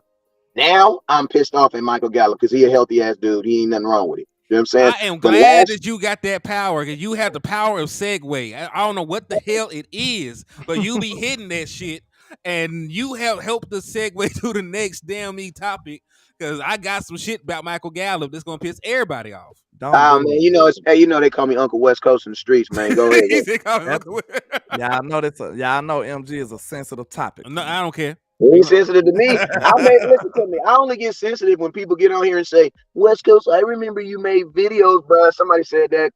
I never met the person. I stopped the whole show when got my lady phone, got up and went and showed him the video back from 2019 when I said the Dallas Cowboys should have traded his ass. Oof. So this is the boy, Mr. Rodriguez. He said Michael Gallup has the 12th most targets in contested situations. He ain't winning. Said catching just 2 of 12 contested throws. That's the lowest completion percentage in the NFL among those with at least 1 contested catch. You know what that means, though? The targets tell me that your quarterback trusts him in those situations. That's why he keeps getting them. Well, I'm also going to say this, though, Wes. And I also said they scheming the shit up. You go back and you look at the film, Michael Gallup is the hot on a lot of this shit. Like, he is the hot on these blitz route. He was the number 1 dude on the post route because he was the number 1 option on that post he dropped. So they drew it up for this man. Listen to me. I don't give a damn if Dak trusts him. I got a homeboy that keep on trusting a lady that we all know cheating on him. You know what I'm saying? So I mean, you know what I mean? Like, That's him. You know what I'm saying? He's That's wrong. Dak. That's that. He trusting the wrong dude. You know what I'm saying? I mean, That's what I said. I ain't listen. F Dak trusting him. I'm saying, why is he being drawn up 10 targets? It's not. Listen to me. I don't think that he's actually being drawn up that because I can show you at least 5 that he's the main. No, he's the primary. no. Well, this is. I'm not saying like I'm saying like this. I don't honestly think that they're drawing up the play specifically because I don't think that the Dallas Cowboys target any individual on this offense like that. What I honestly think it is I think, and this is even worse than them drawing up to Michael Gallup. The Dallas Cowboys offense, when they're calling plays, they see CeeDee Lamb, Brandon Cooks, they see Jalen Tolbert, whoever's on the screen, right? It's like Madden, right? When we see Madden, Michael Gallup is going to have a 76. CeeDee Lamb is going to have like a 93 over his head. Mm-hmm. Goddamn, Brandon Cooks is going to have like a 87, right? Our problem is when we draw up plays and they're looking at them, they don't see that, oh, this dude is actually better than that dude. They see they're all Dallas Cowboys. They all got stars. They'll all make a play. No, bruh. No. That's not no. And I'm gonna tell you what that's called. That's called equality. Listen to me. I'm all for equality. Hey man, man. I'm not really though, but I'll say it because I'm about to say I'm for equal opportunity. Yeah, exactly. Equality is different. Equality is different. Because everybody, if I work harder than you, I deserve more than you. Exactly. Facts. That's how exactly. Because if I start today at landlord's job and they tell me and landlords start bumping my shoulder and letting me come in and talking crazy and being on the phone when landlord gonna be looking like, hell no, man. I mean, it's 12 years before I can talk on the phone while I'm working. Man, get that off your goddamn phone. You know what I mean? Like I had to earn that. You know what I mean? You feel me? So that's what I mean by like, and that's what I mean. So it's like, you know, when I say it like this, man, Cowboys have to start seeing superstars, bruh. Like the days of the superstar, like that's what the 90s was about, bruh. Like, come on now. We got a star on our helmet, but we don't want to let our stars shine. But we don't want nobody to be a superstar. It's crazy. That's crazy. Like the Flash is just like, think about this. The Dallas Cowboys, and this is like not even a segue, but this is just a little thought I thought about. We've almost become like the corporate Cowboys, bruh. Where we used to be the rowdy ass Cowboys, bruh. Yeah. Michael Irvin was out there. They was doing all type of crazy stuff before games. Look, but now we're the corporate. We're the corporate. Say everything right. Be everything. Like Philadelphia didn't give a damn, bro. I ask both of y'all this question because it's the same. It's on the same topic, and I asked myself, and I ain't have no answer. Okay, do y'all? It seems like we know what Michael Gallup provides. We know the skill set that he's supposed to provide. Is it a factor of us not having that skill set and Dak is force feeding it to where I'm saying like a chain mover? Weird. Hold on, wait a minute. The chain mover type guy. Because he used to have Schultz. We don't even have it in a tight end, and it looked like he's trying to force it to Michael Gallup. Bro, nah, bro. Listen. Nah, we just weird. Listen. We're just weird. like I pointed out, if he was passing up a wide open CeeDee Lamb to throw the ball to Michael Gallup in double coverage, I would buy that shit. This man, they have plays designed for Michael Gallup to get the ball. Like he is the hot. Like when people were mad at Dak Prescott for throwing an interception against the 49ers, they were mad that he threw the ball to Michael Gallup. He's the hot on the damn route. When you get blitz, he's the hot route. So you got to throw the ball to the hot route on the blitz. It's not his fault that the hot is Michael Gallup. When they ran that scissor concept this last game, because they ran Brandon Cooks on a corner route and they ran Michael Gallup on the post. Brandon Cooks was the decoy. He was to hold the safety for a moment, and then Michael Gallup was supposed to go over top. That's how the play is designed. So I cannot sit here and say that because schematically, knowing what they're running knowing the progression in the play, I can't say that because it's not like he's going out his way to do it. They are drawing shit up where Michael Gallup is the primary guy way too often, even though they know that he's struggling in separation, even though they know that he's struggling in contested catches. And let's also throw another thing out. West Coast offense is not even built on possession receivers. You're built on yak. Slots. Yeah, you're built on guy that can catch the ball Jerry and Rice. run. Jerry Rice. Well, Jerry I'm Rice. gonna tell you this then. We got two When you options. see Jerry Rice jump on To that somebody, conclusion- never. To that conclusion, we got two options. Either they just plain old plum dumb stupid, or either it's some nefariousness going on. You know what I'm saying? It's some meddling of the Joneses going on. Like Dez said, just like we just said on Boss Land with Boss Cowboy. Shout out to him. He showed the tweet that Dez said, "Oh, I know about overplaying your contract. I hope it ain't this crazy politics that's going on, cause it looks stupid. You're not that dumb. You couldn't be that stupid. you're a billionaire. You own the best team in the world. You can't be that dumb. Ain't no way.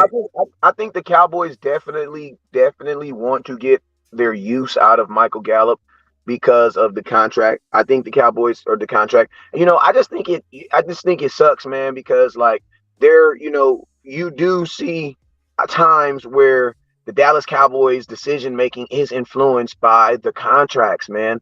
And like, hey, right, we all got to remember that we're only Cowboy fans, right? Mm-hmm. If we were Chiefs fans, we might be saying the same thing. You know what I mean? Like, I don't know. True. But I can only talk about my organization. You know what I'm saying? I can only talk about my organization and my team.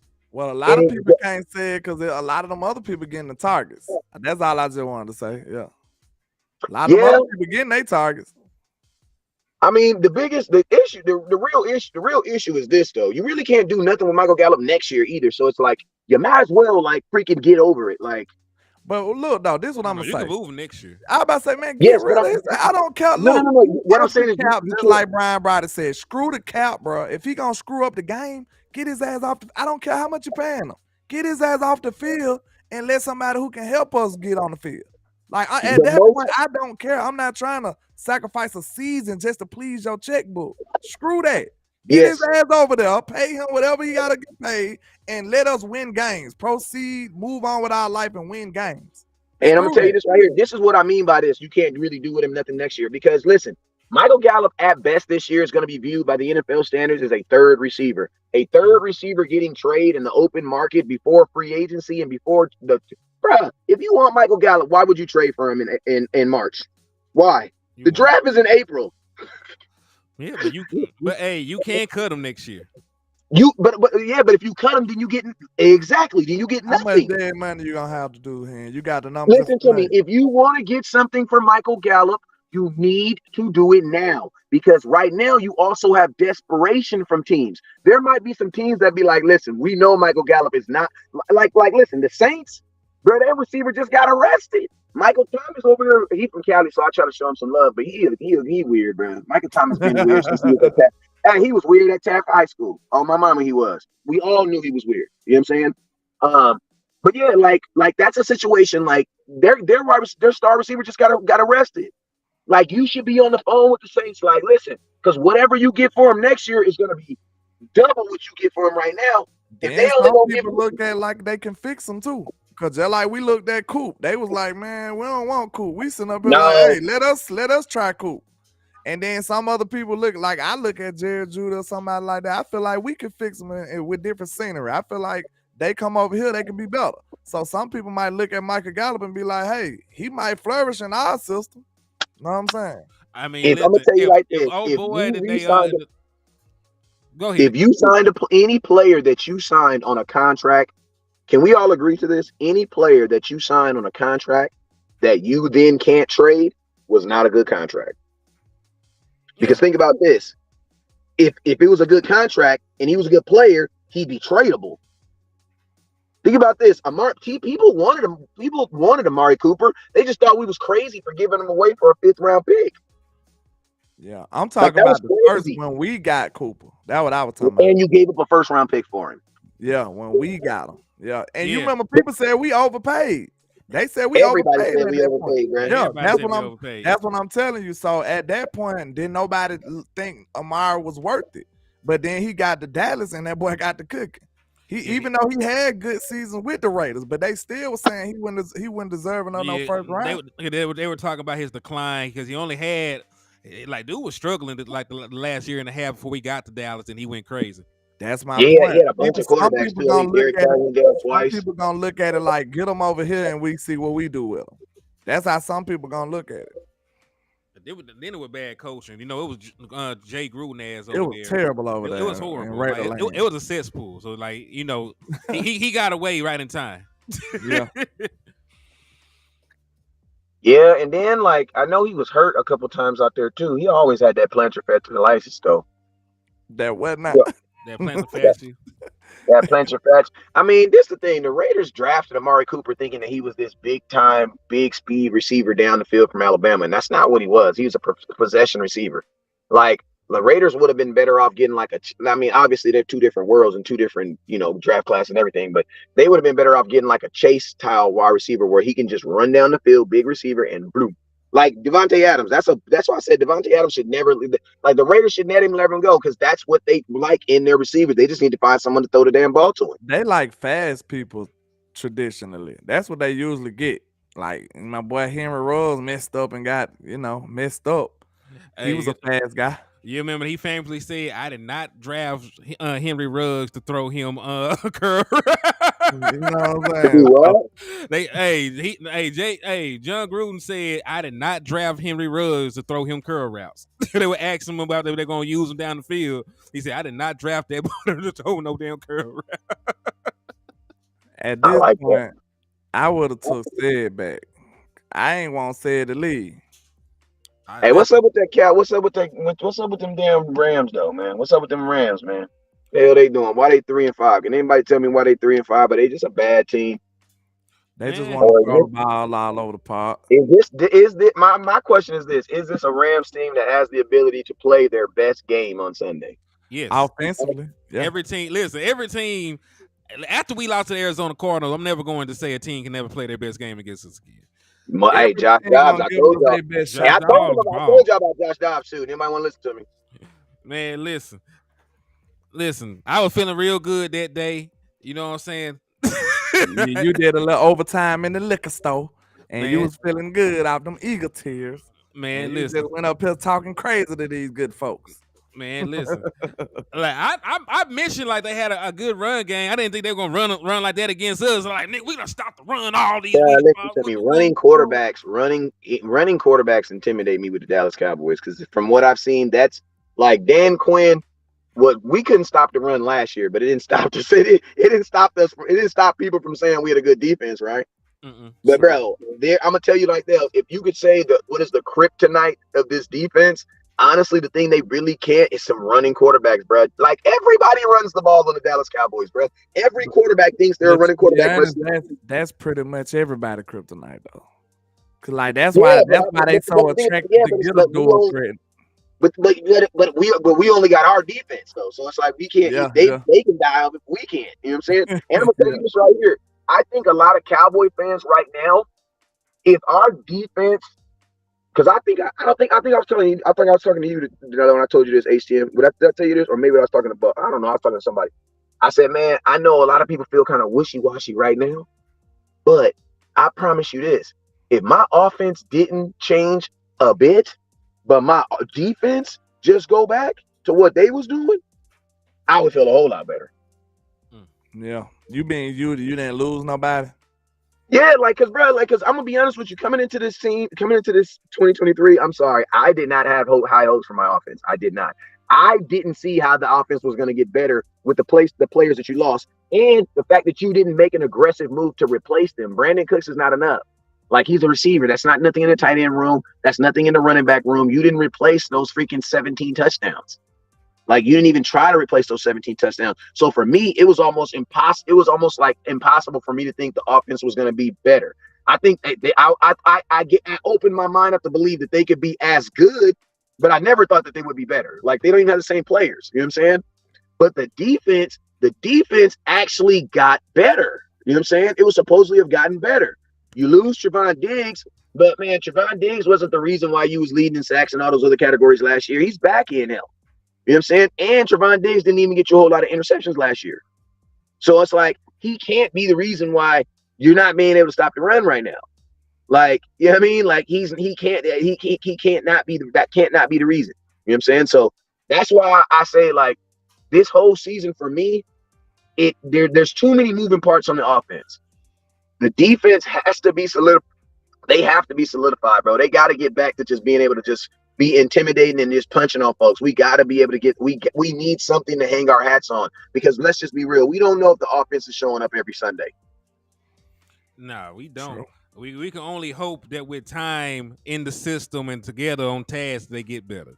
Right. That's the only thing you can hope for with the offense. But the defense, you know, we did not expect the defense to show any signs of weakness. Matter of fact, we expected our defense to be better because you went out and you brought back Jonathan Hankins and you invested a first-round pick in Majid Smith to stop the run. Nobody. They didn't lose nobody. They added people, actually. Because you added Stephon Gilmore. You added Gilly. That's why that San Francisco game, I was not giving the defense no grace. No, we expected y'all to be great. That was the game we needed to thank you. I didn't give them no grace. Everybody else was like, the offense did this. I'm like, man, what happened to the defense? Listen, they were talking about the offense. We didn't have a chance if y'all didn't show up. We didn't have a chance if y'all didn't show up. Man, defense gave up points for the offense even got on the field. I want to hear that shit. Them boy walked and you know what? Let's go sell on that defense. Bro, if I'm not mistaken, I'm curious to know. I almost feel like that's happened in the 2 playoff games and the damn game that we played. That when Dak stepped on the field, he was already losing. To be honest, though, I want to do this, though. I got to blame my boy. Y'all know I'm Big Mike Soprano. That's my guy. But I got to blame him for that, because I believe they said we won a toss, but we elected to kick. Bro, now think about this. That was a mistake out the gate. Yeah, well, you put your defense on the field first. No, not only that, Brock Purdy do not know how to play behind, bro. He's only been from behind once. You've been seeing twice, and he lost both games. When you've been seeing Brock Purdy get his tail whooped, he was playing from behind. Why would you give him the opportunity to go up first? You would have liked the most opportunistic situation we could have been in was our offense get on the field and go score 7. And now, Brock Purdy, are you really one of those guys? Do you really belong? Because players like that, they battle with their head. They like, man, do I really belong? And you know what I'm saying? In them situations, they get to thinking, like, I don't know if I'm really like that. I guess they don't never be sure of themselves if they not that guy. So put that pressure on him, man. He's not used to playing from behind. Why would you give him the ball? That's stupid. That was dumb. I'm sorry, man.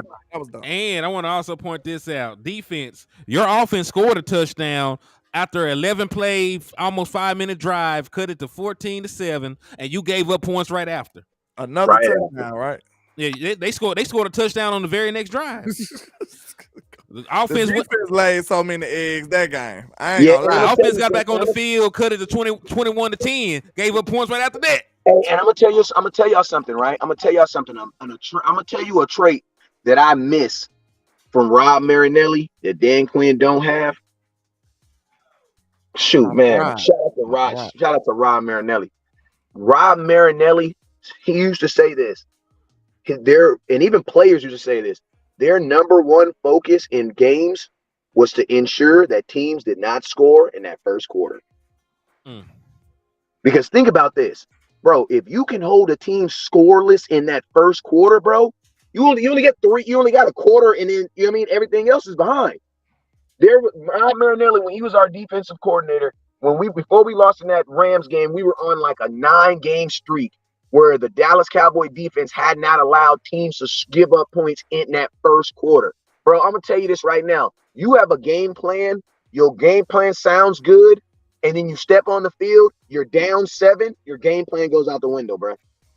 Well, because no game plan starts off, you're down 7. Yeah, listen, folks want to run the ball until they look up like, damn, we already, like, I'm about to throw this mug. Hold on. Ain't run. Hey, you good?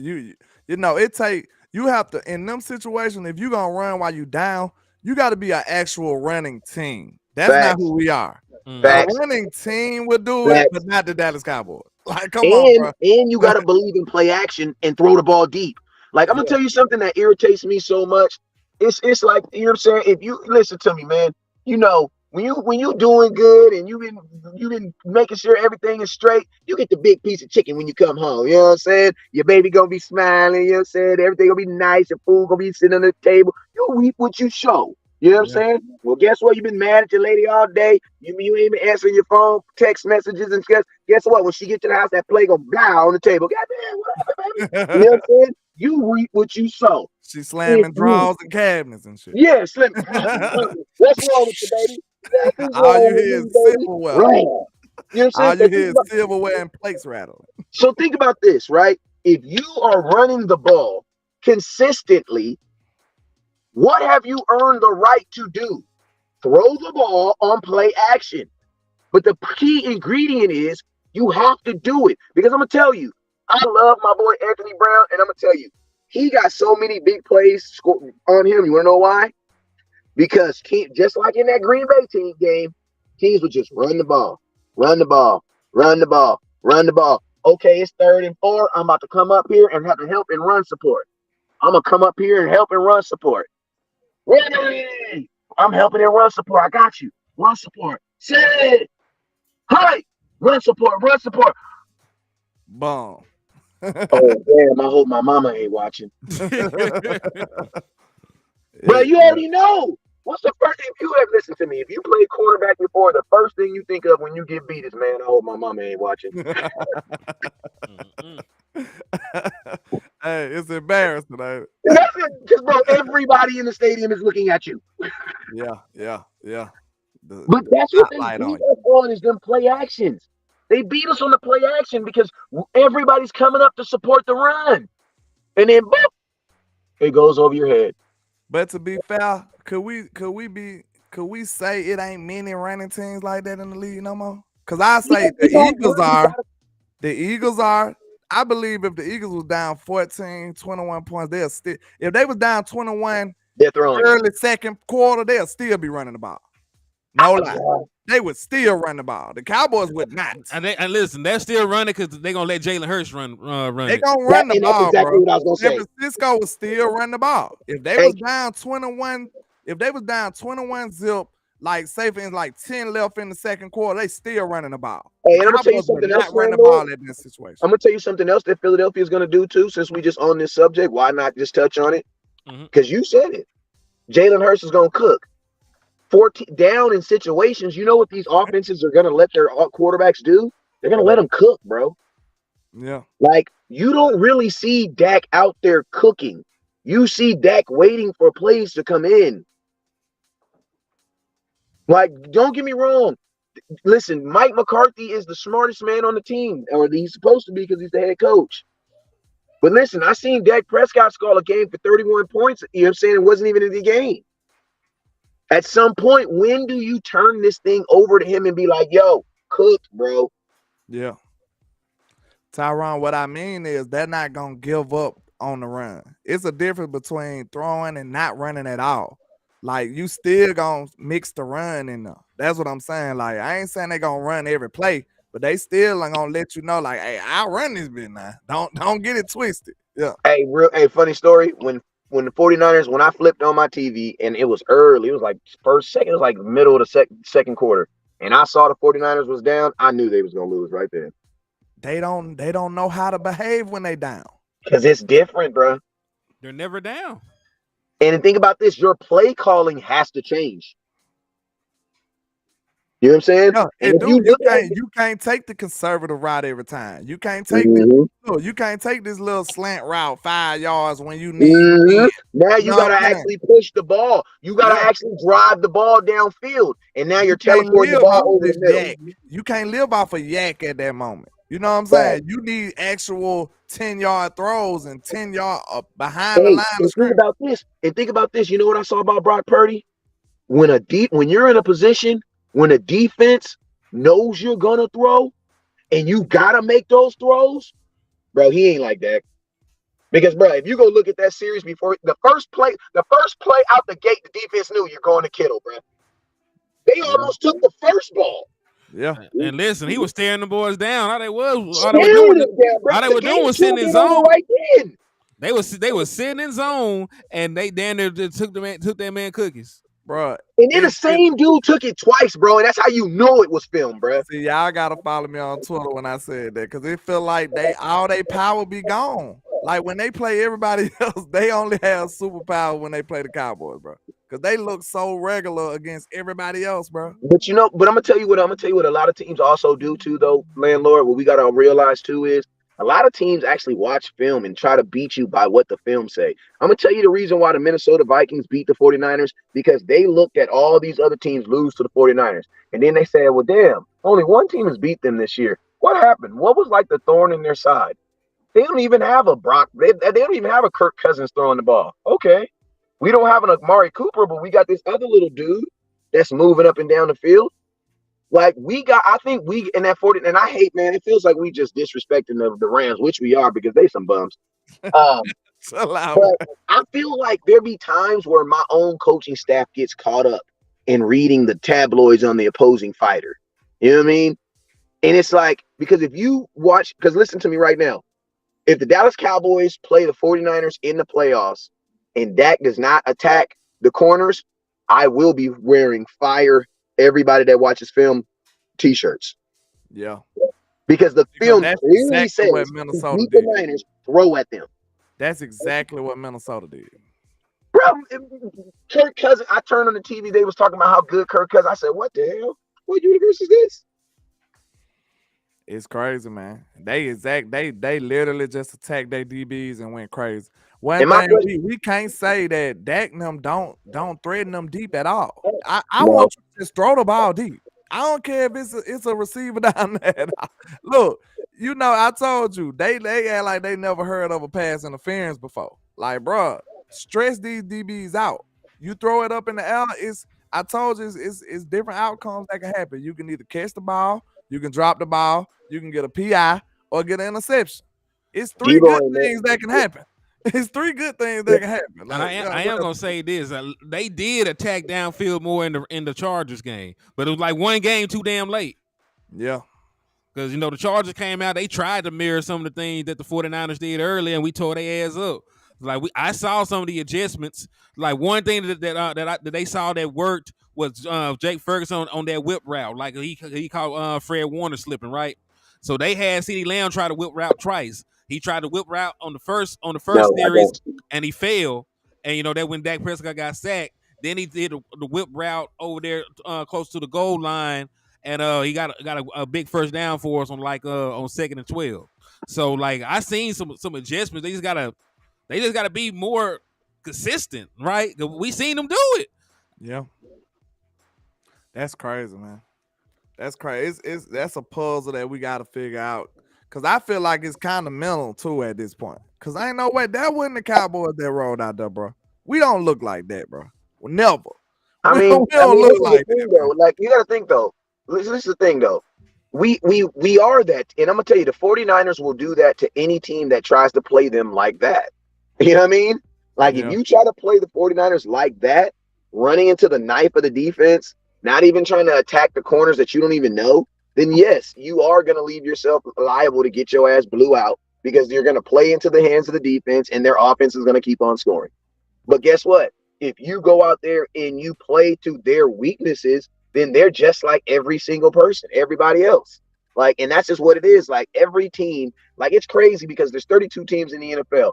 And guess what? Every team in the NFL has a glaring weakness. It's just about, do the opposing offensive coordinator or defensive coordinator put their freaking foot on the gas and really ran it up their throat. I.e. an example, right? The Dallas Cowboys, we had one of the worst rushing defenses in football. Cleveland Browns came into Dallas. Guess what they did? 303 rushing yards. Mm-hmm. Walked out of there with a win. So it's like, that's what I be saying. It's like, are you willing to, like, we're watching the film, but do you actually stick with what the film actually says on how to beat it? And I'm going to tell y'all, the Cowboys, we don't do that. We don't do that. We want to beat teams in a manner that we want to beat teams. And I also believe that we want to beat teams in an exciting manner too. You know what I'm saying? And that sometimes kind of rubs off, you know what I'm saying? But it's weird to think that the team that's on freaking that, like, Henny, what is our big play ratio right now? Like, what is our big play? You know what I'm saying? Where are we ranking in big plays? It has to be minimal because I don't really see many. And you would think the Dallas Cowboys being on primetime TV, that's what you're looking for, big plays. Somebody says that's why I wouldn't mind Jeffrey Simmons in a trade. Cowboys ain't trading for nobody, bro. Not nobody you know. I gave that shit up a long time ago. Not nobody who named you know. All right, so let's see. All right, so this is big play passes, 25 yards or more. Kansas City leads the way with 18. Philadelphia has 18. Where's Dallas at? Wait. What's Kansas City's record? They only got one loss. Okay. What's Philadelphia's record? They only have one loss. So you're telling me the top two teams in the league who lead in big plays over 25 yards are also the returning team that played in the Super Bowl last year and who all have one loss? Yep. Okay, I just want to make sure. All right. Dallas is 21st. So being conservative does not help you win. I'm just saying. Okay. Yeah, Dallas is 21st. They have 10. Oh my God. 21st. But listen, there's not that big of a gap in between 21st and 10th. The 49ers have 15 and they're 10th. Detroit has 13 and they're 11. I think it's most of the teams probably played an extra game over us too. Which they did. If that ain't gonna change no percentage. Your percentage is still gonna be the same though. No, it got an opportunity. Yeah, but it don't change percentage, but it's just the number of actual plays. Yeah. So this is like totality numbers. I mean, I think it's definitely indicative to a success. Like you got to think like this. How many times you have a big play and you just don't take it? Bro, you know how hard it is to do them 15 play drives that take up, you know what I'm saying? That take 70 yards, 15 plays. Because penalties happen. 6 minutes. It's too many things that can go wrong. So big plays are the best thing that the offense wants because it takes down the opportunities of stuff messing up. You know what I'm saying? A tip ball or a bad call by the ref or anything can go wrong in a 15 play drive. You rather that drive be 7 to 8 plays, 10 plays. You know what I'm saying? Where you got a big 35-yard catch in there. Like, you need the big plays to, bring down the opportunities to some screwing up. So, look at the play. Look on the drives we scored on. CeeDee Lamb got hit on a drive route for like a 15, 20-yard gain on that first scoring drive. Dak Prescott ran it in 18 yards out. You look at the other time he moved the ball down the field, hit CeeDee Lamb on a corner route off a smash concept about 20 yards. Like the plays, the series we actually score on are the one we get some big ass chunks. Big plays, yeah. You need them chunk plays. You do. But and you gotta also remember too, there's gonna be times out of here in a minute. And you also got to remember there's going to be times where you're going to catch the defense in awkward position. So when you do that, when do you take advantage of that? You gotta attack these boys, man. I want that aggressiveness back. It looks like maybe Mike McCarthy learned his lesson because it looked like he overcompensated with Dak, thinking that he was just the interception master or something. Maybe the media got to him. I don't know. It looked like he overcompensated because it wasn't that deep. And I'm gonna tell you right now, I told you, some people may not feel the same way, but I'm not that concerned about no interceptions. If I'm getting a lot of touchdowns and a lot of yards, big plays, my offense doing what it want to do, and sometimes you get an interception, it is what it is. I want my dangerous, aggressive, opportunistic offense. That's what I want. Yeah. Because we just told you why. You think you getting chunk plays being conservative? Hell no. You're not. It's not gonna happen. Especially you're not even planning for them. And I'm gonna tell you, when you're conservative, your play calling has to be even better because you're calling more plays. Hey, shout out to you guys, the boys. You said quarterbacks throw interceptions every day. Be straight up. That's how I'm feeling. Like, hey, sometimes it happens. It happens sometimes. Who cares? Hey, salute to Texas D for the $10 super. He said, don't know if you're doing a raffle or not. Either way, love the content and congrats on your subs pimping. Thank you for the love, man. And I am doing a raffle, and that did get you two raffle entries. So if you want to be like my boy Texas D and improve your odds of winning one of the 3 prizes, just hit the Cash App with the Super Chats, man. It's $5 per. I mean, somebody said we need that Tony Romo gunslinging mentality. Well, this is the thing. Tony Romo was a gunslinger when he felt he had the defense to get him the ball back. Like Tony Romo also handed the ball off 400 times to DeMarco Murray for 1,800 yards too. You know what I'm saying? And DeMarco even said a lot of times in that season, Tony Romo was changing pass plays to run plays. Why? Because they was working. You know what I'm saying? Because it was working. If it ain't broke, what they say? Yeah, like and I think that's one of the biggest like misconceptions that people had about Tony Romo is that he just wanted to throw. He was just a pass happy dude. Like, nah, he was out there switching the plays from pass to run and was handing it off to the He was like a risky guy.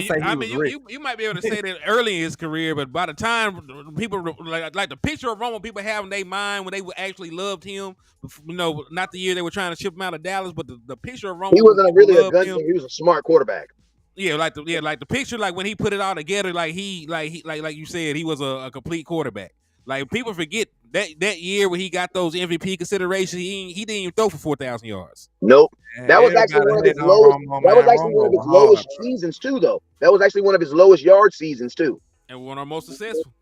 And he was damn near 79%. Yeah, that man was balling, man. Romo was hard, bro. I ain't lying, because everybody be hating on Romo. That was my guy, bro. Romo was hard. I just hate we didn't get the team around him. That's all. I mean, if Romo was drafted, he would be looked at differently. Like, it's crazy because like people put higher expectations on kids who aren't drafted, who actually make it. Like Tony Romo should be looked at as success off the fact that he wasn't even drafted. Yeah, I mean, guy. Yeah. Like, bro, you were a success story up for what you did. You know what I'm saying? But then you'll see someone else who was drafted and they'll give them a little bit more clout.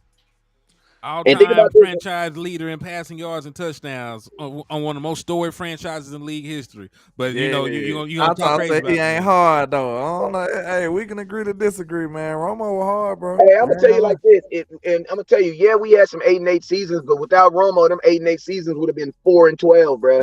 Probably so. Probably so.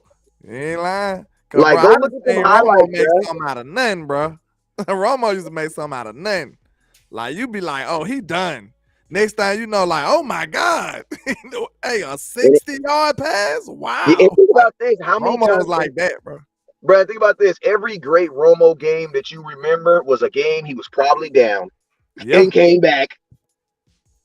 You know what I mean? Success is a Super Bowl. No, it's not. If success was a Super Bowl, then why is Warren Moon as in the Hall of Fame with 3 playoff wins in his career? Devin, the dude, Success you know is not Romo had that swag about it. Listen to me. A Super Bowl is a reward for you executing in a 3-week tournament. That's what the Super Bowl is. You know what I'm saying? Because I'm gonna tell you this right now. Listen to me. If you are who's a bad team right now they're not going to that's not trying to do nothing. Like what's a team that's came in this season you think that wasn't going to be good? They won a You're game. Carolina. Think about this. If you're the Carolina Panthers, your goal was not to win the Super Bowl this year. But can you still have a successful season? Yes. The Houston Texans. You are not going to convince me that it was the Houston Texans' goal was to win a Super Bowl this year. No, it was not their goal. Yeah, they got a rookie quarterback. They just trying to be. They just trying to be competitive. Played with T.O. 3. Damn, he was balling with T.O. too. I was about to say Romo was balling with T.O. and he was balling with T.O. and Dez. But y'all say he ain't 33 touchdowns. Man, he had Dez, one of the coldest dudes in the league. Tony Romo to Dez. Then Hall of Fame Witt. He had Witt looking crazy. Like, man, hey. Somebody said the Bears. Yeah, the Bears, like, listen to me. If you're the Bears, if you're any team that's playing in Kansas City's division, yeah, it was not your goal to win a Super Bowl this year. It's like you're not going to win it this year. Yeah. It's the Denver Broncos. Trying to rebuild while you got Patrick Mahomes. If I was them, I'd be assimilating a dream team. I'd be like, yeah, how long Patrick Mahomes going to play? And that's what listen to me, and that's what I was saying about the Detroit Lions. The Detroit Lions, you've been waiting 12 years for Aaron Rodgers to get out your division. He finally gets out of your division. You bring back this damn near the same team, bro. Yeah. They ain't seized that opportunity at all. But I'm going to have to. Me too. I'm going to say I got to skedaddle. So we've been on here almost 2 hours at this point. We gave them some good work, man. It was a great conversation with you guys. I enjoyed Hell it. yeah, it was a dope ass show, man. Wes, I appreciate you for jumping on, man. I hope the people enjoyed it, man. Y'all give us some fire emojis if y'all enjoyed the combo, man. We appreciate y'all. Oh yeah, hey, remember? Hey, he said remember he had Laurent Robinson balling. Didn't hear from that man after that. He had Bryce Butler balling. Y'all better quit playing with Romo, man. He had Terrence Williams balling. Y'all better quit playing with Romo, bro. For real. Romo was like that, bro. Well, Bryce For was real. I back. just think this team wasn't all the way to assemble, bro. For real. Yeah, Terrence Williams was him, but Bryce Butler was Dak because his best year came in 2016. Oh well, yeah, okay. That was Bryce. I mean, that was But remember he had that boy. He had that little. Maybe he had the little returner Harris. What was his name? Dwayne Harris. Dwayne Harris had some good days Dwayne Harris had some good days with Romo. Yeah, That's probably he would think about because they both them speed dudes. Cowboys let him go to goddamn Giants. And hey, at least he ain't do nothing. Hey, what his name? Jamron? He just said Jamie, and he said Romo with this defense. I don't know, but he'll need a little better offense too, though. He'll need a little better offense too, though. He need a little bit more running game too, because if not, Romo gonna be throwing that ball 40. Romo gonna be slanging. Hey, he ain't I mean, think about this. Romo didn't become that Romo that we loved until we started running the ball. A lot of people don't remember DeMarco Murray had 1,100 yards the year before he had the 1,800. You know what I'm saying? Like the Cowboys was used to running, like that was our staple point. Like think about this: the year we went 4-12, not DeMarco Murray, but Darren McFadden rushed for 1,008 yards. And like he didn't even start the full season. Yeah. He didn't even play a full season. He still got 1,000 yards. Because old boy that got caught stealing the draws was starting first. Joseph Randall. Joseph Randall. Ain't that his name? Yeah, Joseph Randall. He in jail. It ain't funny, but dang, like you said, the dude got caught stealing the draws. That's a terrible way to be remembered right now. He locked up right now. Man, the dude who was stealing the cologne and the draws. They said his mental health deteriorated or something, man. They said he went off the deep end. I mean, to be honest with you, man, a lot of these dudes that be playing are not now because they're way easy. They're catching them way better now. But, bruh, there's a lot of these dudes that just be off, bruh. Like they be off. But football is such a violent sport that it just kind of masks a lot of that stuff. You know what I'm saying? I was like, you got to be honest. You got to be kind of crazy to play football anyway. I mean, you got to be crazy. You got to be a little crazy to be. Not so. But we've all played with dudes that was like, yeah, he like a little off. Like he a little overly, a little over than the normal. Yeah. Like Cuz probably eat crayons when he wake up. See that? Yeah, it's time to go. It's time to go. All right, y'all. But hey, get us canceled. Listen, they can't cancel the real. Listen, if they could cancel us, West Coast would have been out the door. Fact. Yeah. I know we good. Hey, West Coast, West Coast crawl so we could walk. Damn it. Hey, Lil, we trying to get to the point. We trying to get to the point where like Kanye West, what he say? Wait till I get my money. Then you can't tell me nothing. Right? Hey, when you think about that whole concept and how Kanye is now, bro, that's dope. You know what I mean? I ain't gonna lie. That boy had one of the coldest lines that I like ever on that song, though. What? That boy said, I had a dream I could buy my way to heaven. When I awoke, I spent that on the neck. I said, man, chill out, bro. Chill out, bro. You going crazy. We gotta go, man. That was too hard. I said, ooh. You went stupid, bro. But hey, Wes, what you be telling folks on the way out, though, man? Hey, man, never look down because stars up. Peace. Peace.